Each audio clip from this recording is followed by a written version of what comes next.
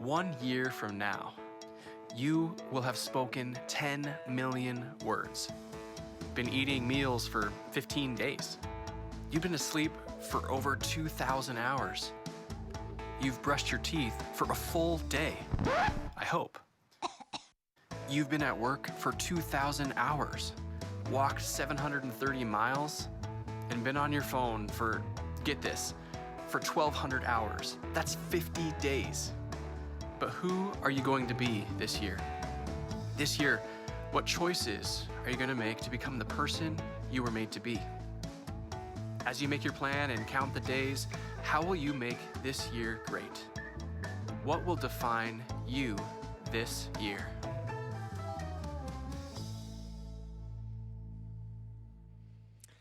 So what will define you this year? That's an important question.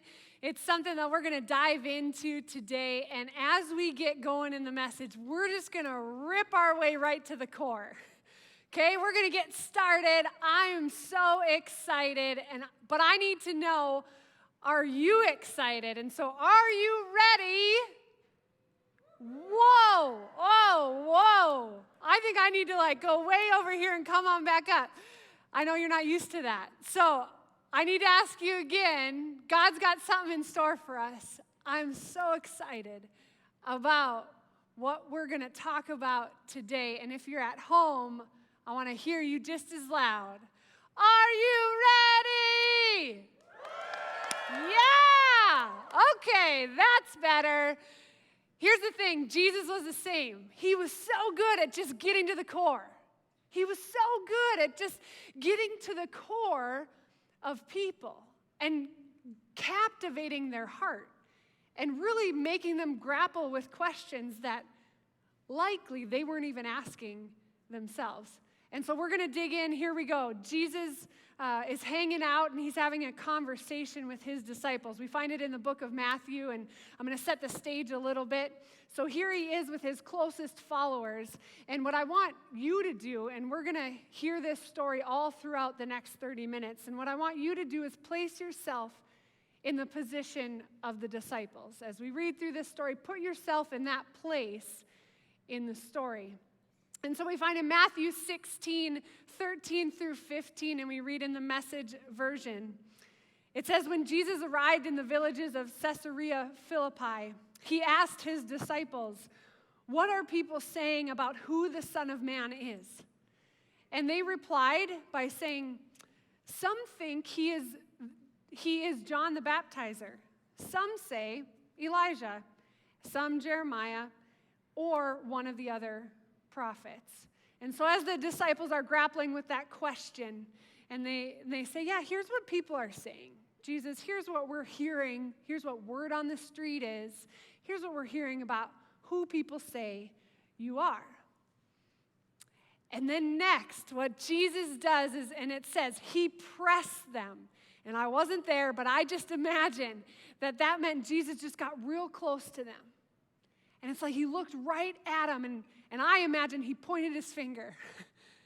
And he asked, how about you? Who do you say I am?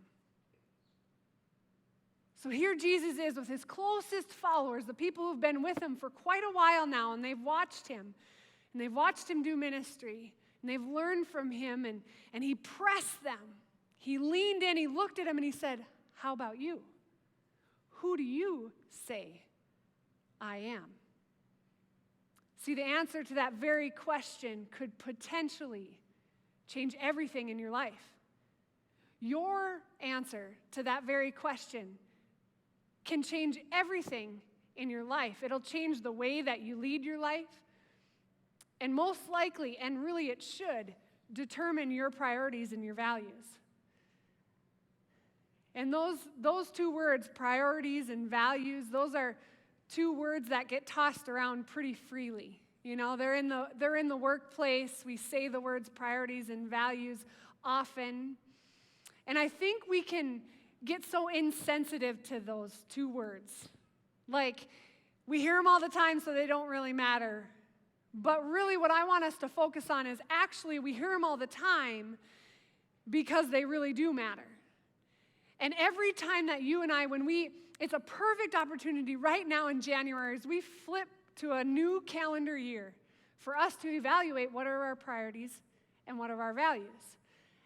And so from a purely practical standpoint, real quick, practical, let's just take an evaluation and assessment. You can start thinking about it for you. What are your priorities and values? One way to assess that is to ask these 3 questions. Number 1, where do you spend your time and money? Number 2, what do you spend your time and money on? And number 3, who do you spend your time and money with? By simply examining your calendar and your checkbook, you can pretty quickly figure out what your values are. You know, maybe for some you're working 2 jobs, and so that is just to make ends meet, and so that simply is taking up a lot of your time. Maybe for some families, you really value sports. That's a thing. You love that in your family, and so money, it's going to take money to buy equipment and shoes and all the things.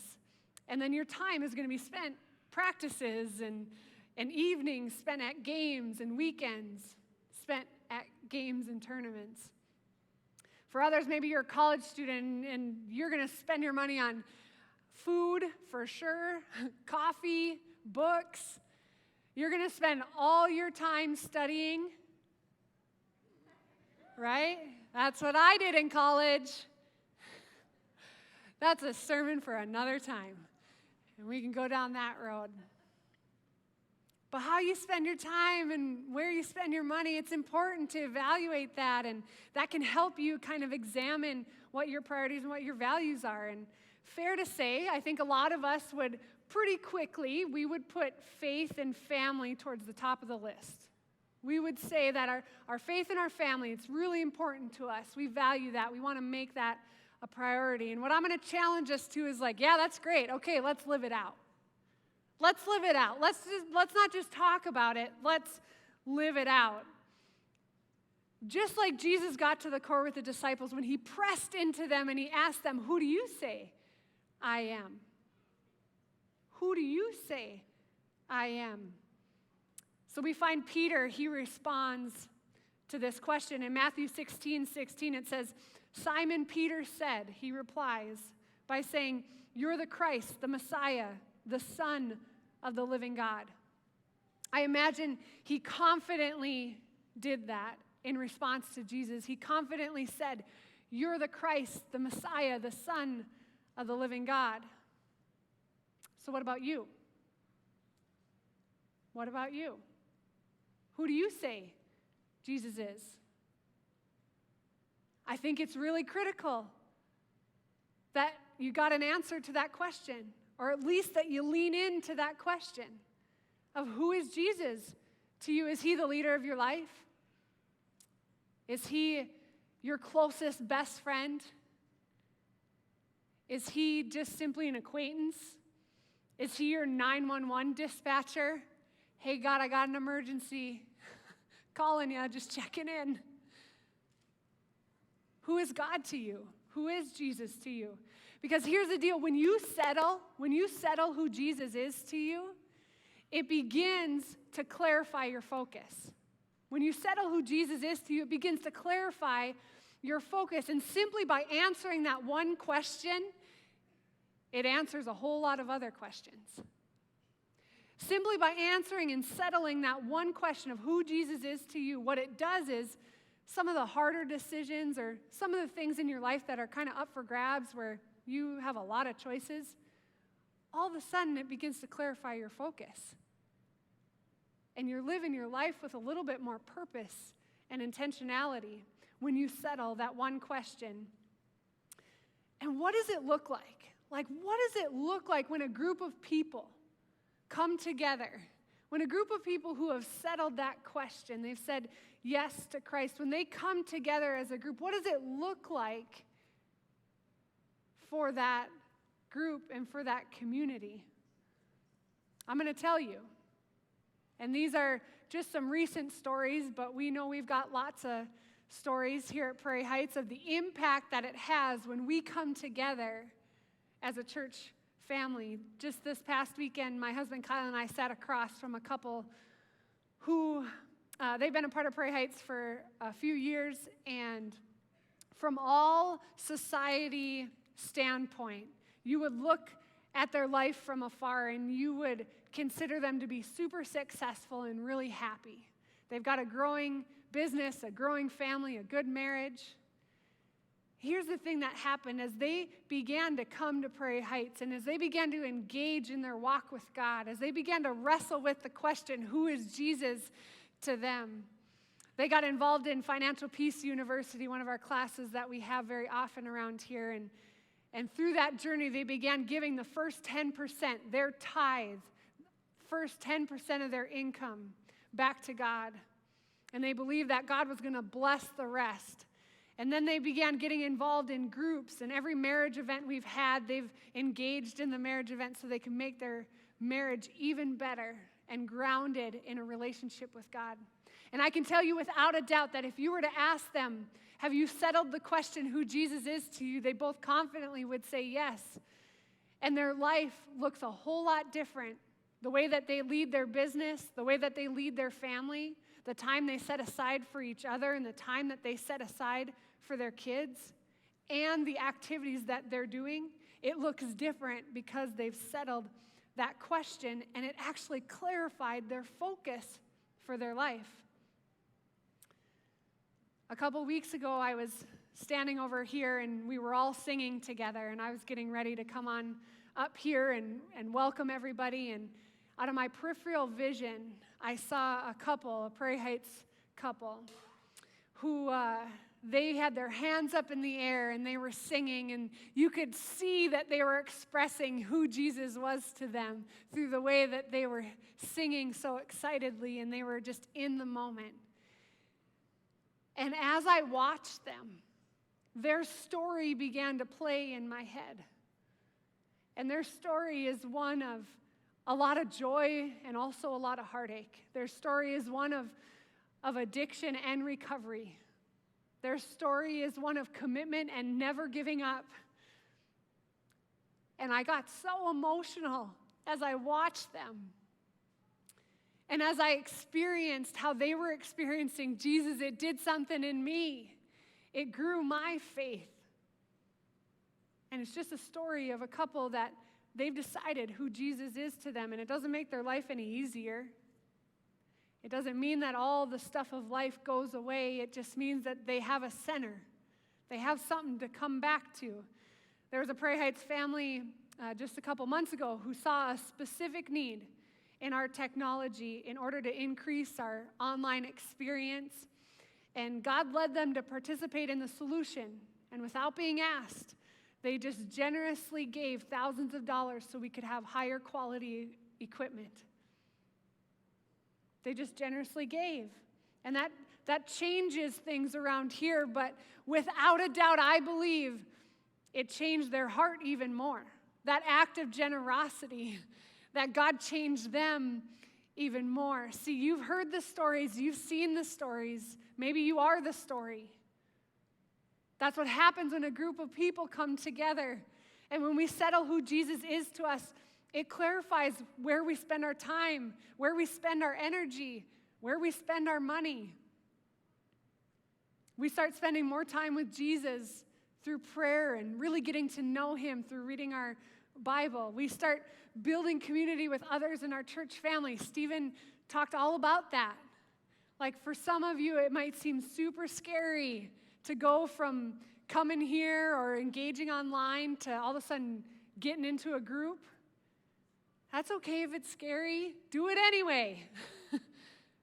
It's all right. Try something new. Like start swimming. Because it's good for us when we get outside our comfort zone. And it's really valuable to be part of a church family and to build relationship. And I just want to spend a few moments talking about our church family, talking about Prairie Heights and our church family. If you've been around over the past 13 months, you have been part of and you've experienced the most amount of leadership change Prairie Heights has ever had in its 20-year history. And side note, so excited. Here in March, we're going to celebrate 20 years of ministry. And we're going to get excited about the 20 plus and decades ahead of us of building and doing what God has called us to do. And we can't wait to do that, so get excited about that. On top of that, we've experienced much change as we've all navigated COVID. You know, we've had recorded services and then online and masks and no masks and Kid Ventures open and then it's not. And there's just been so much change. But one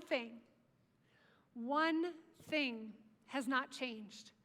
And that is our core priorities and our core value. Our core priorities and values. Our mission remains to connect more people with Jesus and to connect people with a church family. Now, the way and the ways that we do that can change, but the core of our mission remains. And so just for some clarity, as we move forward into this year, I will be providing leadership and guidance to our teaching team. So that means you're going to see me up here teaching along with Mike Kramer, who's the senior pastor at Bismarck Prairie Heights. We will have additional people like Byron from Eaglebrook Church. And if you've missed any of the last 3 weeks, I want to encourage you to go ahead and watch those. And so what you've experienced in the month of January already is what we will, in different ways, continue to do. And one of the reasons, and this is where I need you to lean into this a little bit, one of the reasons that gathering together each week is so important, it's so important that we gather together, that we get online and we watch. And maybe today you're watching and it's Tuesday or it's Thursday. But what's so important is that every week that we gather and we connect. And the reason it's so important is so that all of us, so that we're centered and aligned in our priorities and values according to God's word. That you and I, that all of us together, that we would be challenged by a relevant biblical teaching. That we would connect to God's heart through the music. That maybe the Holy Spirit would convict us of something and that we would really spend more time on that, or we would be encouraged. And so our regular gathering each and every week, it helps all of us to be challenged and to really to go out and to live out the purpose that God has for us individually and as a church. And that's exactly what Jesus wanted for Peter. That's exactly what Jesus wanted for Peter, and it's exactly what Jesus wants for you and I. Is that he wants to, one, he wants to be in relationship with us, right? He wants to be in relationship with us. And two, then he wants to breathe life into us and give us purpose for our life.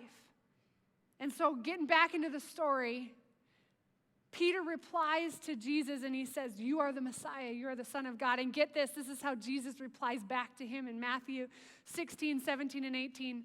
Jesus came back and said, "God bless you, Simon, son of Jonah. You didn't get that answer out of books." So he's saying, Peter, you didn't read that anywhere. You didn't get that from any teachers. So Peter, you didn't hear that from anybody. My Father in heaven, God himself, let you in on this secret of who I really am. And then get this, Jesus says, "And now I'm going to tell you who you are, who you really are." Did you get that? Like Jesus says to Peter, now I'm going to tell you who you are, who you really are. Because when you settle who Jesus is to you, you can then be sent with purpose. You get that? Like first Jesus is saying, who am I to you? Peter says, you are the Messiah. And then Jesus says, now I'm going to tell you who you really are. And he's ready to send Peter into one of the purposes that he has for his life. Jesus says, you are Peter, a rock. This is the rock on which I will put together my church, a church so expansive with energy that not even the gates of hell will be able to keep it out. I'm going to read that one more time. A church so expansive with energy that not even the gates of hell will be able to keep it out. See, Jesus began to breathe life and vision into Peter, and he explained the role and the unique special authority he was going to give Peter in the early church. And you can read all about it in Acts. But see, Jesus was building the church on Peter's faith. He was beginning to give him vision for what it was going to look like. And it says Peter was sent to be a part of the vision that Jesus had to build his church. And Jesus was going to build his church upon Peter's faith and his example of faith, and through his personal authority to share the gospel message. And specifically, he gave Peter the task, or he gave him the vision to share his message with 3 specific groups of people. They were the Jews, the Samaritans, and the Gentiles. And Peter's journey in the early church, it was filled with awe. It was filled with Holy Spirit moments. It was filled with thousands of people coming to know Jesus and getting baptized. And it was also filled with hardship. It was also filled with torture. And at the end of Peter's life, he was martyred for his faith. And so it's fair to ask the next question. Why was Peter so committed to continuing to fulfill the purpose and the vision that Jesus had for him when at times it got real hard? Why do you think that was? I just imagine it's because Peter stood face to face with Jesus. They stood face to face. And when Jesus asked him, "Who do you say I am?" and Peter replied, then Jesus said, "Hey, I'm going to tell you who you are. And I'm going to send you to live out a purpose and a vision that's going to change thousands of people's lives.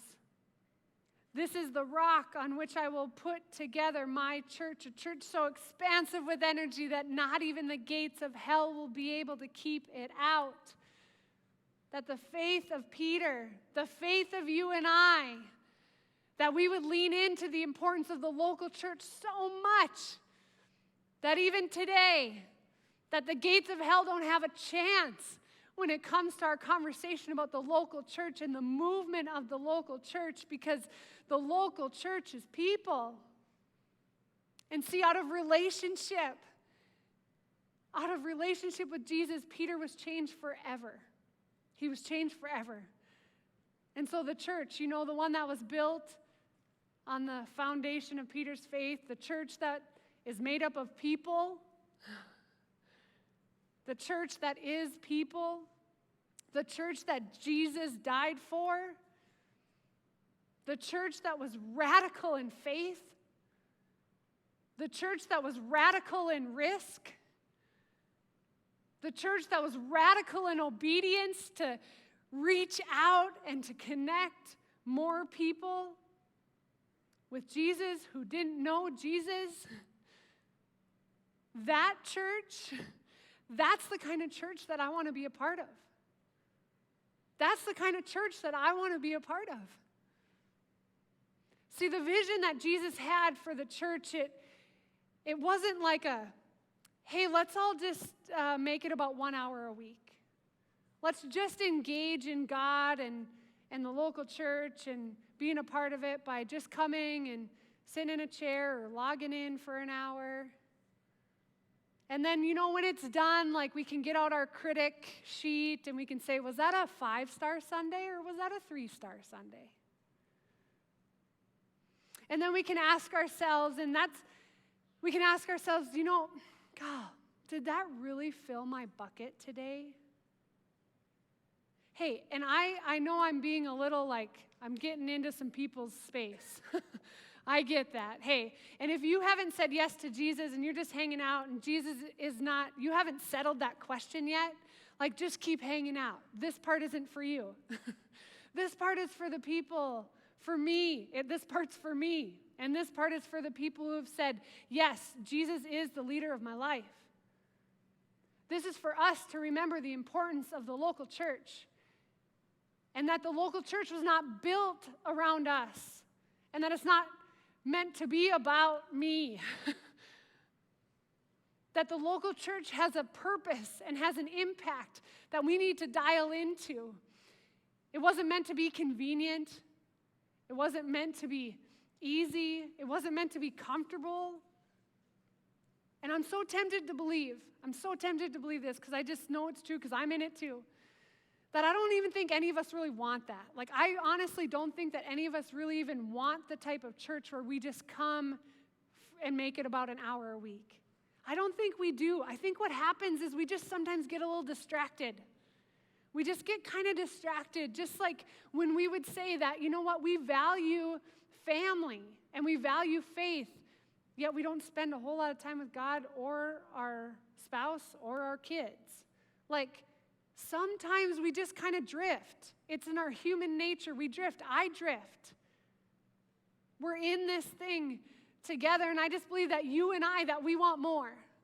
That we want more. That we want to be a part of something that is like crazy messy, and at the same time, it's crazy radical, and it's crazy obedient, and it's crazy risky, that we got to go after it.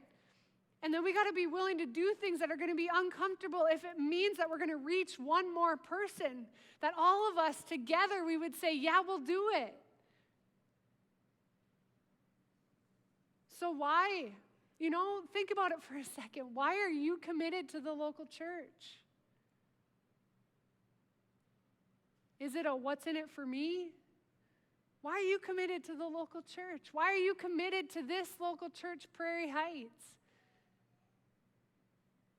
And I'll just start. While you think about that, I'll start. And I'll just share. Mine's real simple. The reason that I love the local church and the reason that I am a part of Prairie Heights is that it wasn't that long ago that I told my parents I would never go to church again unless it was a wedding or a funeral. And it really wasn't that long ago that the topic of God or conversation or my attending church was ever a thing in my life. And it really wasn't that long ago that I was invited by a friend to attend this church called Prairie Heights, who at that time met in the Fargo Dome. And after 5 invitations to get him off my back, I said yes. And I showed up to church not knowing that I would experience what I experienced, not knowing what God had in store for me. And as I journeyed through in those early days, weeks, and even the early months and years, when I began to settle the question, who is Jesus to me? When I began to settle that question and I said yes to Jesus being the leader of my life, it changed everything. It absolutely changed everything. When I look back in that season, I could make a list of my priorities and my values and who I spent my time with, and I'm telling you, as I started to settle who Jesus was, that began to change. My priorities and my values began to change, and Jesus changed everything. The qualities I was looking for in a future spouse began to change. My marriage today would not be what it is without Jesus. We could not parent without Jesus.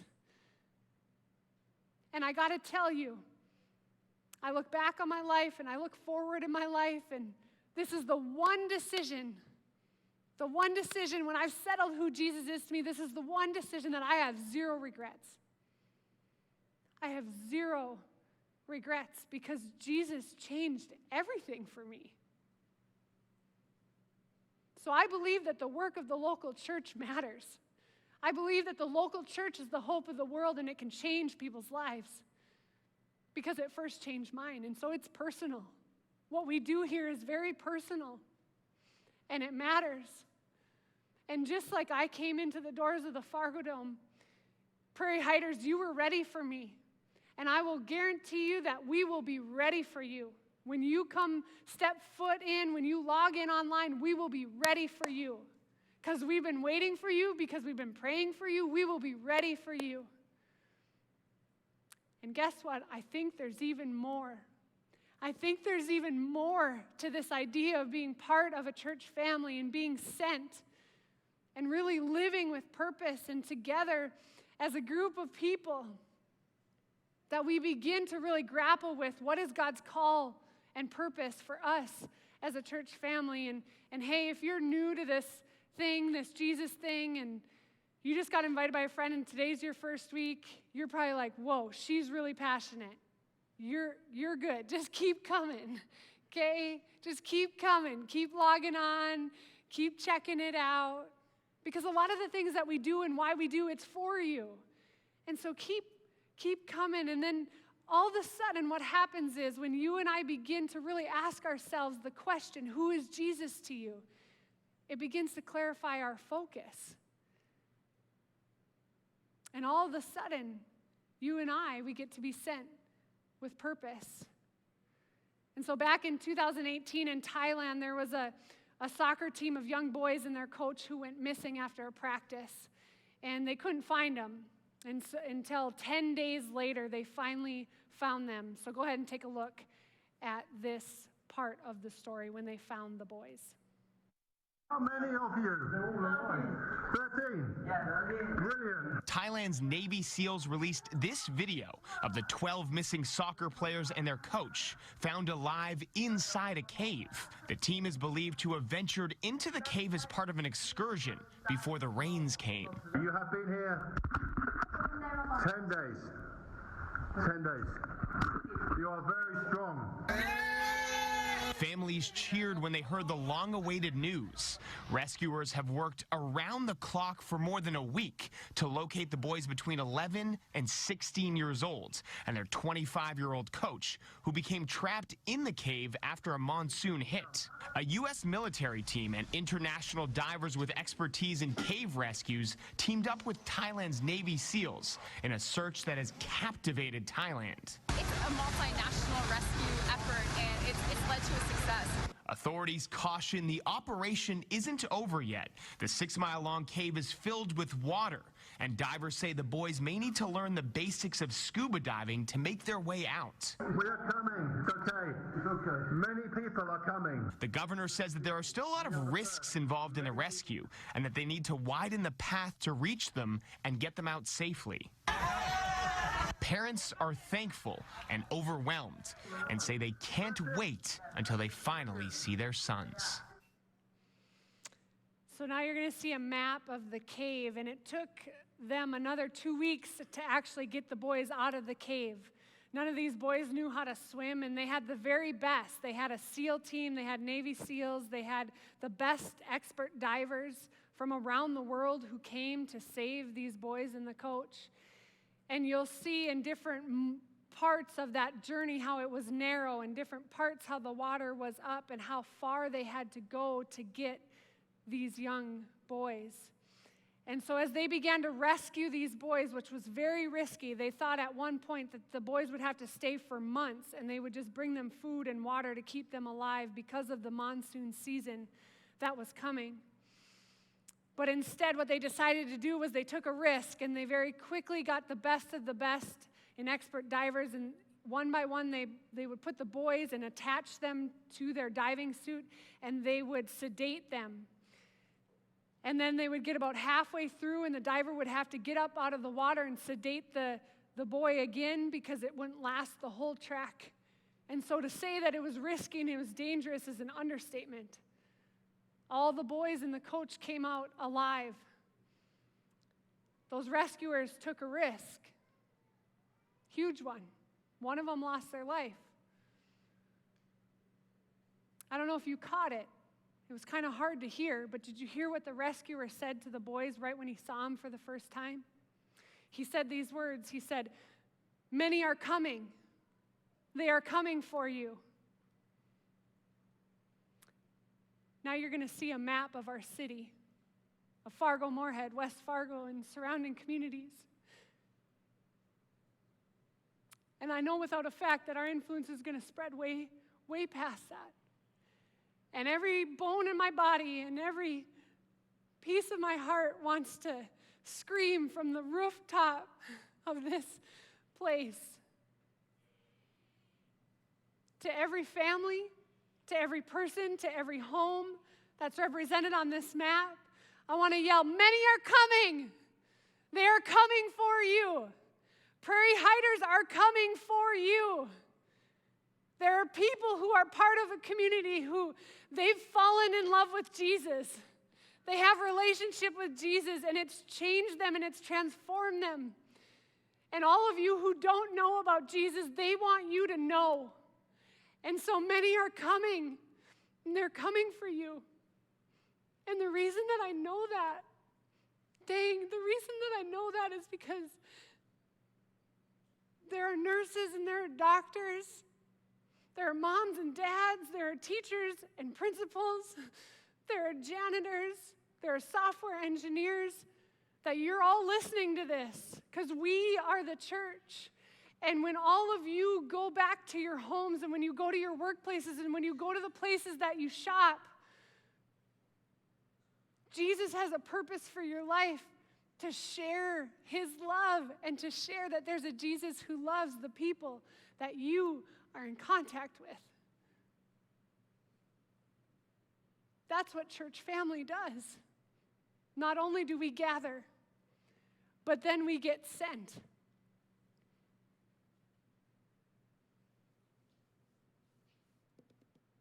So now what? Now what, right?